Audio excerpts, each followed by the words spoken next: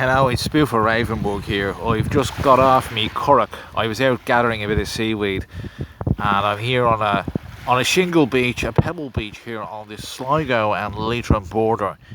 Now, members of my tribe, I'm making this video because I had a little memory, a lovely little memory, came back to me there, and I was just thinking when I lived in New York. All my friends were raging homosexuals. Now, two of my friends, Cohen and Rubenstein, one night they came to me and they said, "Spoofer, we're in a bit of a pickle. We're in a bit of a pickle." I said, "What's wrong, lads?" And they said, "Well, we were supposed to have a comedy guy, a comedian, at a gay nightclub that very night. They were supposed to have one, and he came down with a case of what's called scientifically crying out in pain while striking people." So this guy, his name was also, I can't remember, was it Cohen? Yeah, I think it was Cohen. He went around New York on streets, and what he'd start doing, he'd start hitting people. And while he'd hit them, he'd cry out in pain himself. It's a very sophisticated disease. Anyway, and disease is not a nice word. I prefer to say it's part of the culture of those people. And by those people, I mean those wonderful people. Wonderful people. So they were really, as I say, they were in a bit of a pickle. How were they going to get a comedian at such short notice? And I said, "Well, you know what, lads?" I said, "I've never done stand-up comedy before, but I understand that you need charisma. You need a lot of charisma. And you need to understand the sorcery of satire. The sorcery of satire." So they were a little bit, they doubted what I was telling them, but I told them I could pull it off. So that night I went into the gay bar. It was absolutely bedlam in there.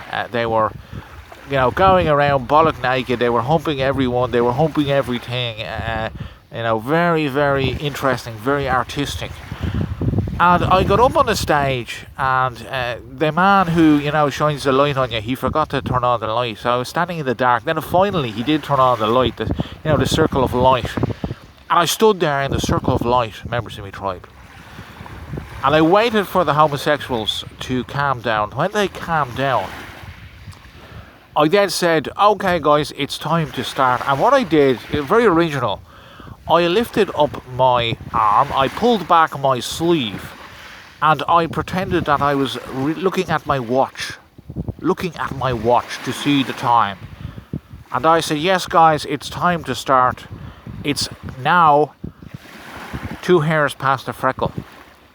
Now, there was a stony silence in the homosexual bar. It lasted for about 10 or 15 seconds, and then one of the homosexuals at the very front started laughing. And then the one beside him started laughing, and suddenly the whole place was laughing. Now, some people might say they were laughing because they were all drugged up to the eyeballs and intoxicated by lots of liquor. I don't think so. I think it was my joke. They were expecting a dirty, filthy joke, and Spoofer RAVENBERG gave them a nice, clean joke, a very original joke, a joke that he wrote himself. He did not plagiarize. So what I'm trying to say to you, members of my tribe, is that if you will it into being, if you use the sorcery of satire, you can overcome any sort of obstacles in your life. Look after yourselves. I'm going back out in my currach for a bit more seaweed. Look after yourselves. Look after yourselves. Affect them. Affect them if they can't take a joke.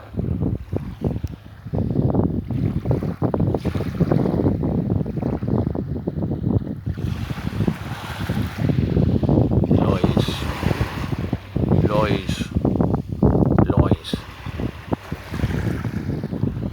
All a pack of lies.